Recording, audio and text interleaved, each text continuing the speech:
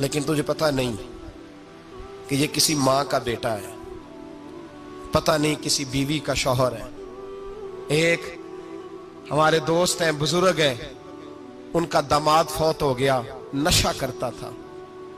तो मैं ताज़ियत करने उनके घर पहुंचा तो खड़े हो गए हाथ बांध के, कहने लगे हजरत साहब बाकी सारियां गल्लां छड़ दियो, सिर्फ नशे ते तकरीर करया करो। वो जब जीता था तो तब भी उसके बच्चे यतीम ही थे, यतीम ही थे।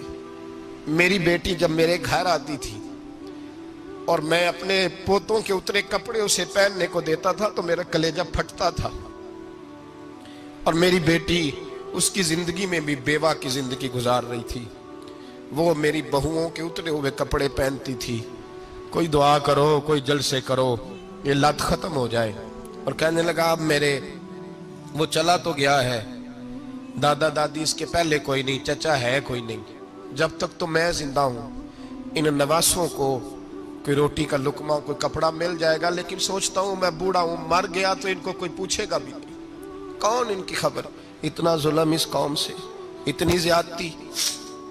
और आराम से लिख कर लोग गुजर गए कि ये 70 लाख है, इनका दर्द तो समझो, तकलीफ तो समझो। 7 फुट का सोना जवान और नशे का आदी है तो किसी नाली में पड़ा हुआ है। और मैंने कहा उस कौम के साथ इससे बड़ा भयानक मजाक क्या होगा। कोई दानिशवर था बड़ा जालिम, उस जालिम से कोई मशवरा लेने आया, उसने आके कहा तू बड़ा जालिम है, बड़े कड़वे मशवरे देता है, मेरा एक दुश्मन है, मैं उससे बदला लेना चाहता हूं, मेरा दिल करता है उसका बच्चा कत्ल कर दूं ताकि वो तड़पे। तो जालिम ने कहा उसे कत्ल न कर, वो तो उसका बाप 2-4 महीने रो के चुप कर जाएगा। फिर मैं सख्त सजा देना चाहता हूं, मशवरा दे। तो उसने कहा उसके बच्चे को नशे पे लगा दे, जिसका बच्चा नशा करेगा वो बाप रोज मरेगा, रोज जिएगा, वो माँ रोज मरे जिएगी, नशे पे लगा दे। इस कौम के साथ सबसे बड़ा जुल्म ये हुआ कि मिल्लत का जवान नशे पे लग गया, ड्रग्स पे लग गया। इतने तबाह हालात हुए कि जवान चढ़ती जवानियां, अम्मा ने किताब दे के भेजा था और कॉलेज से वापस आए तो नशे के टीके हाथों में पकड़े हुए, टीके। और आपके इस मुल्क के इस्लामाबाद में एक दिन मीडिया ने वो खबर भी वायरल की और वो चीज भी दिखाई लोगों को। 3 महीने का बच्चा लेके नशई सड़क पे आ गया, उसने कहा मेरा नशा खत्म हो गया, मेरा बच्चा खरीद लो, 2 पुड़ियां दे दो। तो वहां बीबियां जो सुन रही थी वो भी चीखे मार के रो रही थी। ये जुल्म किया इस कौम के साथ। और करप्शन की लानत ने इजाजत दी सप्लाई करने वालों को कि गली गली भेजे, गली गली। इन्होंने कुछ थोड़ा जुल्म नहीं किया इन हुक्मरानों ने। और हमारी ओपोजिशन, उसको न सिर्फ इतना पता है कि ये जाए और हम आए, इससे ज्यादा कोई गर्ज नहीं। भाई करप्शन के खिलाफ निकले हो तुम, नशे के खिलाफ किस दिन निकलोगे? जुए के खिलाफ किस दिन? कौम तो मर रही है नशे से, इसके खिलाफ मैदान में कब आओगे? सिर्फ इतना है कि ये जाए और हमारी बारी आए, इससे ज्यादा कुछ नहीं। जितने मुजरम वो है उतने ही तुम बनते जा रहे हो, इसलिए कि असल बात पर ना वो आते हैं और ना असल बात पर ये आते। भाइयों, मेरे नबी पाक सल्लल्लाहु ताला अलैहि वसल्लम। और एक और तमाशा है, ये मेरे पे अल्लाह का ये एहसान रहा, इसलिए नहीं कि मैं परहेजगार आदमी हूं, नेक हूं, इसलिए नहीं, वैसे ही अल्लाह बाज़ औक़ात असबाब बनाता है, सबब बनाता है। मुझे ना शराब के रंग का पता है, ना उसकी खुशबू का पता है, ना मैंने कभी जिंदगी में देखी है। ये करम है मेरे हजरत साहब का, मैंने नहीं देखी, मुझे नहीं पता कैसी होती है। कुछ बातें मैंने सुनी है। एक महफिल में मैं बैठा था मजलिस में, तो एक शख्स ने कहा खांसी नहीं जाती बच्चे की, दूसरा उसको मशवरा दे रहा है, खांसी नहीं जाती, बड़ी दवाई देसी भी फलां भी बड़ी खाई, मशवरा दिया उसको कि तू इस तरह कर, इसको ना शराब के 2-4 चमचे पिलाओ। कहते हैं जी इसको ना ये पिलाओ तो सही हो जाएगी। तो मैंने पलट के उसकी तरफ देखा, मैंने कहा कोई अकल कर, क्या मशवरा कर? मौलाना मेरा तजर्बा है। मैंने कहा तेरा तजर्बा अफजल है या रसूलुल्लाह का फरमान ज्यादा अफजल है?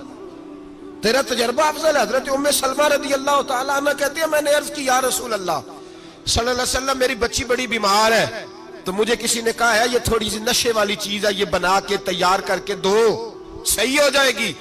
बीमार है बच्ची तो ये नशे वाली चीज है, इसको तैयार करके दो, थोड़ा नशा है। اگرچہ بعض میں نے شروع میں کہا بعض لوگ مریض کو, سخت مریض کو ایسی ادویات جو مجبوری بن جائے اس کی گنجائش اور اجازت دیتے ہیں. محتاط علماء تو اس میں بھی بہت ساری چیزیں پہلے بیان کرتے ہیں, لیکن اس نے کہا جی میرا نشہ دینا ہے شفا کے لیے. تو حضرت ام سلمہ کہتی ہے میرے نبی پاک نے میری طرف دیکھا, میری طرف, تو میں نے کہا یا رسول اللہ آپ کیا فرمانا چاہ رہے ہیں؟ تو نبی پاک نے فرمایا ام سلمہ کبھی ناپاک چیز میں بھی شفا ہوئی ہے, کبھی ناپاک چیز میں بھی, کبھی شراب اور خمر میں بھی شفا ہو سکتی ہے. شفا رب کریم نے رکھی ہے پر شہد کے اندر رکھی ہوئی ہے, شفا اللہ نے رکھی ہے قرآن مجید میں رکھی ہوئی ہے. تو اس میں بھی کبھی یہ حضور نے بیان کیا ہے کہ اس کے اندر شفا ہو سکتی, تو امت کتنی دلیری کرتی ہے جو یہ مشورے دیتی ہے کہ اس کے اندر نشہ ہے, شراب ہے, تو کھانسی چلی جائے گی تو فلانی بیماری چلی جائے گی. نہ آؤ ان چیزوں پہ, نہ اپنے ایمان کو خرابی دو, اور نہ ایسی باتیں کرو جس سے کہ ڈائریکٹ رسول اللہ صلی اللہ علیہ وسلم کے واضح ارشادات کی مخالفت ہو. میرے نبی پاک صلی اللہ علیہ وسلم نے فرمایا, اور پھر کچھ لوگ کہتے ہیں تھوڑی پی ہے جی. اب تو میں تجزیے میں پڑھ رہا تھا کہ ایسی شراب ایجاد ہو گئی ہے, لوگ شراب پیتے ہیں اور وہ مست بھی رہتے ہیں, کار بھی چلاتے رہتے ہیں, کہتے ہیں جی نہیں ہمارا ذہن معاف نہیں ہوا تو یہ والی صحیح ہے, نشہ نہیں لاتی. میرے نبی پاک صلی اللہ علیہ وسلم نے فرمایا جس چیز کی تھوڑی مقدار, زیادہ مقدار حرام ہے اس چیز کی تھوڑی مقدار بھی حرام ہے, جس کی زیادہ مقدار حرام ہے اس کی تھوڑی بھی. تو خمر اور شراب اگر فل پینا جائز نہیں تو تھوڑی پینا بھی جائز, یہ حرام ہے اور حرام تھی اور قیامت تک حرام ہی رہے گی. میرے نبی پاک صلی اللہ علیہ وسلم نے منع کیا اور حضور نے اظہار ناپسندیدگی فرمایا, فرمایا 40 دن تو عبادت ہی قبول نہیں ہوتی شراب پینے والے جب تک سچی توبہ نہ کرے. ایک دن صحابہ بیٹھے تھے سارے, حضرت ابوبکر صدیق بھی تھے, فاروق اعظم بھی تھے, عثمان غنی بھی تھے, ڈھیر ساری تعداد تھی صحابہ کی, سارے تشریف فرما تھے. حضرت عبداللہ ابن عمر رضی اللہ تعالیٰ عنہ حدیث کے راوی ہیں اور مستدرک للحاکم کے اندر, ابن حبان کے اندر یہ روایت موجود ہے. فرماتے صحابہ نہ بات کر رہے تھے, اور بات یہ کر رہے تھے کہ یار لوگوں کو گناہوں سے کیسے روکا جائے, لوگوں کو گناہوں سے گفتگو. صحابہ یہ کر رہے تھے, عبداللہ ابن عمر کہتے ہیں بیٹھے تھے اور یہ گفتگو کر رہے تھے کہ گناہوں سے پلاننگ جی ہوتی تھی. ان کی جو محفلیں ہوتی تھی نا بیٹھ کے, وہ خوش گپیاں نہیں ہوتی تھی بلکہ وہ تبلیغ کی, جد و جہد کی, لوگوں کو برائی سے منع کرنے کے لیے بیٹھتے تھے, اس پر منصوبہ بندی کرتے تھے, پلان کرتے تھے, آگے ترتیب دیتے تھے. گفتگو ہو رہی تھی تو اب آپس میں بات ہونے لگی کہ کون سا گناہ زیادہ برا ہے جس پر سب سے پہلے کام کیا جائے.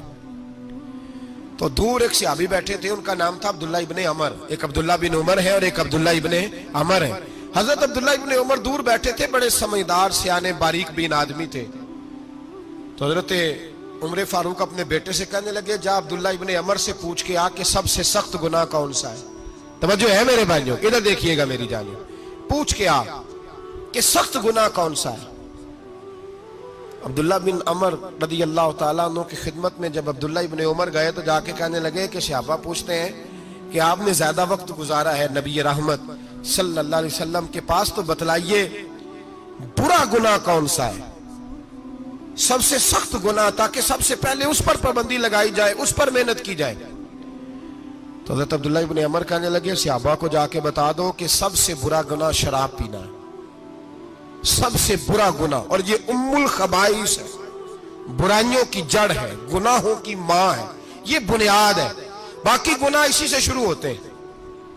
کہتے ہیں میں نے آ کے بتایا تو حضرت ابوبکر صدیق رضی اللہ تعالیٰ عنہ سیدنا فاروق اعظم کہنے لگے خود جاتے ہیں, ان کے پاس خود جاتے ہیں, چونکہ ہم نے بات سننی ہے ہم خود جاتے ہیں اور ان سے جا کر کے سوال کرتے ہیں کہ اگر آپ کو اس تفصیل کا پتہ ہے نا تو اس کے پیچھے بھی کوئی تفصیل ہوگی جو میرے نبی پاک نے بیان کی ہوگی صلی اللہ تعالی علیہ وسلم, اس تفصیل کا بھی آپ کو پتہ ہوگا جو نبی پاک نے بیان کی ہوگی, اس بات کے پیچھے جو بیک گراؤنڈ ہے, جو پس منظر ہے.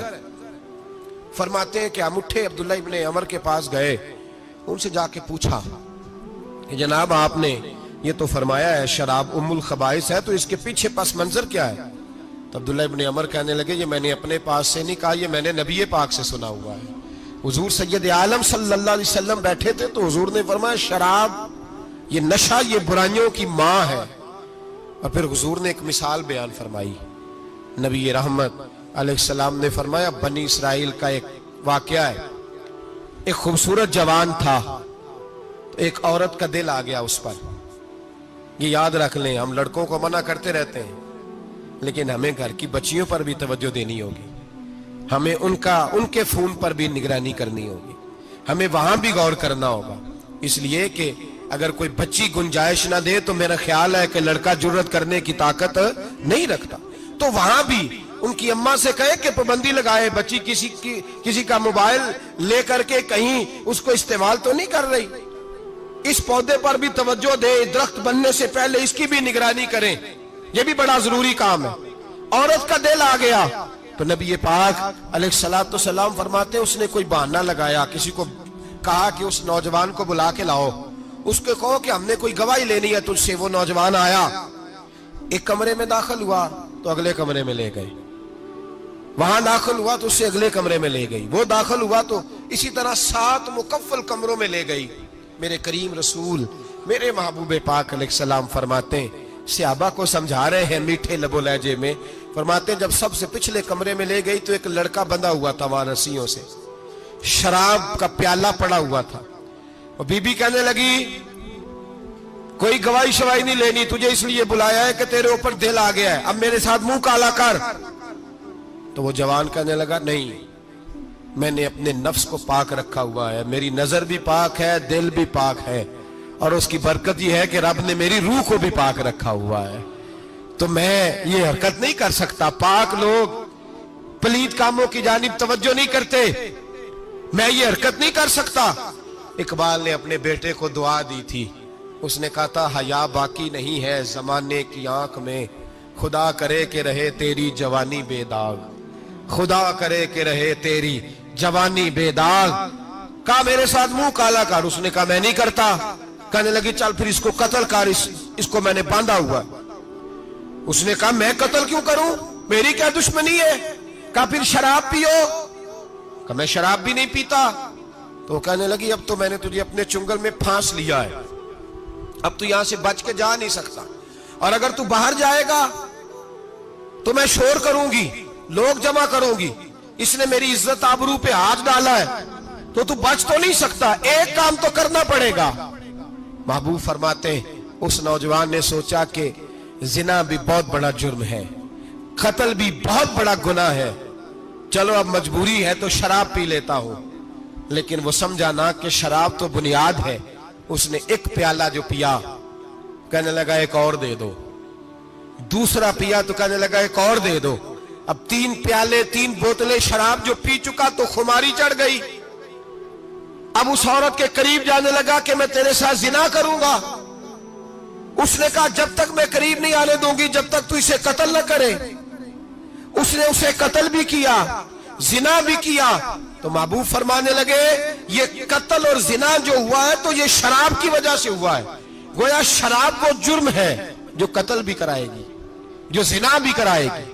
اور اگر آپ نشئی کو دیکھیں, اگر آپ شرابی کو دیکھیں تو کیا وہ ڈکیتیاں نہیں کرتا پھرتا, وہ چوریاں نہیں کرتا, وہ اپنی ہی ماں کا زیور نہیں بیچ آتا, وہ اپنی ہی بہن کا پڑا ہوا جہیز نہیں بیچ آتا, وہ اپنے ہی گھر میں ڈاکے نہیں ڈالتا, وہ اللہ کے گھر مسجد میں آ کر کے چوری نہیں کرتا. وہ صرف اس لیے کرتا ہے کہ یہ نشہ, یہ شراب یہ ماں ہے گناہوں کی, یہ جڑ ہے. ملت کے لوگوں یاد رکھو, اس امت اس پاکستان کے ساتھ جہاں بہت سارے ظلم ہوئے وہاں بڑا ظلم یہ ہے کہ بہت بڑا طبقہ جوانوں کا نشے کا عادی ہے. وہ نشہ انہیں عشق مجازی اور عورتوں کے عشق کی جانب لا رہا ہے. وہ نشہ چوریاں کرا رہا ہے, قتل کرا رہا ہے, ڈکیتیاں کرا رہا ہے. بہت بڑے ظالموں نے بہت بڑے ہاؤس بنائے ہوئے ہیں جن کے اندر شراب فراہم کی جاتی ہے, نشہ دیا جاتا ہے. میں نے تو ایسے ایسے لفظ سنے کہ الیکشن کے دنوں میں ووٹ لینے کی خاطر سیاستدان انہیں نشہ فراہم کرتے ہیں, انہیں باندھ کے رکھتے ہیں, روز تمہیں پڑیا ملے گی, ووٹ ہمیں ڈالنا. اتنا ظلم, اتنی زیادتی, اتنا جبر, ایک انسان کے ساتھ کھیلنا. لوٹ آؤ, پکڑو ان کا دامن, اپنے گھروں کو بچاؤ, اپنے دوستوں کو بچاؤ. جاگو جاگو امت کے لوگوں جاگو, میرے نبی پاک صلی اللہ علیہ وسلم کے کلمہ گو لوگوں کو بچاؤ. ان پر اگر سختی کرنی پڑتی ہے تو کرو, پیار کرنا پڑتا ہے تو کرو, محنت کرو, جدوجہد کرو.